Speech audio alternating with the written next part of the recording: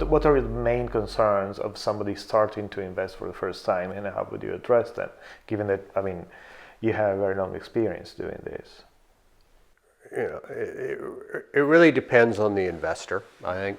I mean, a lot of investors won't invest outside of their, you know, what they consider their field of expertise, which is extremely limiting.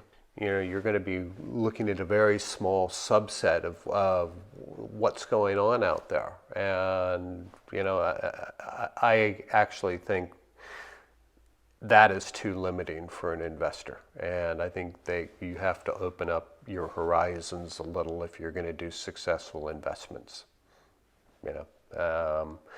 And it probably makes your life a little more interesting too. You know, let's face it.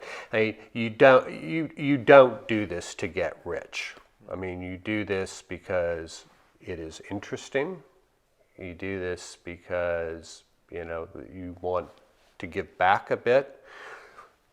You know, if you make money, great. You know, and you know, I think, you know, people ask, you know, would you rather make more impact or would you rather make more money? I kind of think it goes hand in hand. If you know, if you can make an impact, if you can, you know, change things a bit, you're probably going to make some money too. You know, and they kind of go, success goes hand in hand with that. And is there anything else that you look for in terms of success for you as an investor? For me, yeah, it should be fun as opposed to a grind. And, you know, that when you're involved, you know, when you're more involved with the startup, you want that relationship to be good. You want the ride to be, you know, really interesting and fun, as opposed to, oh God, where's our, you know, next pound coming from, you know, and how do we make this work, and, you know. So, yeah, you want it to be fun, because that's why you should be. It should be one of the reasons you're investing. As a early stage, you're not only an early stage investor in startup companies, but you're also a lead investor when there are follow-up investments, and recently you have put together, you have started an Activate investor group. So what is the relationship with the other investors in a company, especially when you are in a way involved with others and you're trying to discuss with others about the opportunities as a company? I mean, without revealing any secrets, but, you know, what you investors talk about when you are meeting and discussing or deciding about an investment.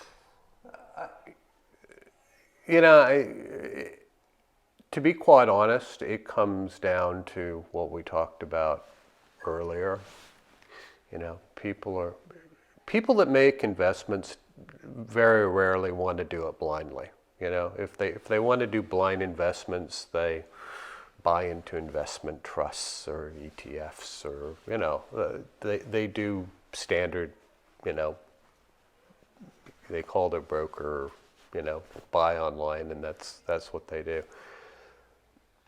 Being involved in a startup, most investors really want to be involved, and it's a double-edged sword here. I mean, you would love, most investors have some experience, and, you know, some of that experience can be very, very useful.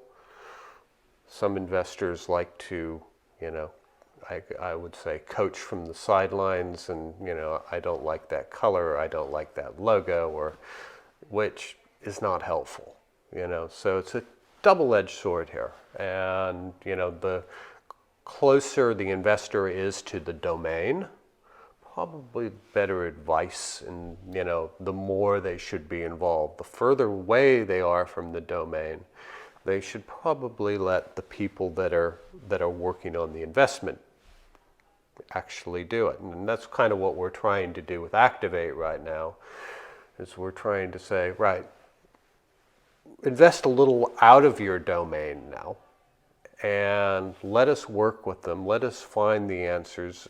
You know, you may be able to actually give some expertise, but let us work with it. So Greg, how do you consider the UK in the context of what's happening internationally from an investor standpoint? Interesting question, because, you know, from my accent you can somewhat tell that I'm probably from the other side. I worked in Silicon Valley for a long time. Very different environment. I mean, you know, you've got a great idea and you've got a great team, and, you know, they're basically, the suitcase comes out and they say, we start tomorrow. You know, it's just a really different environment.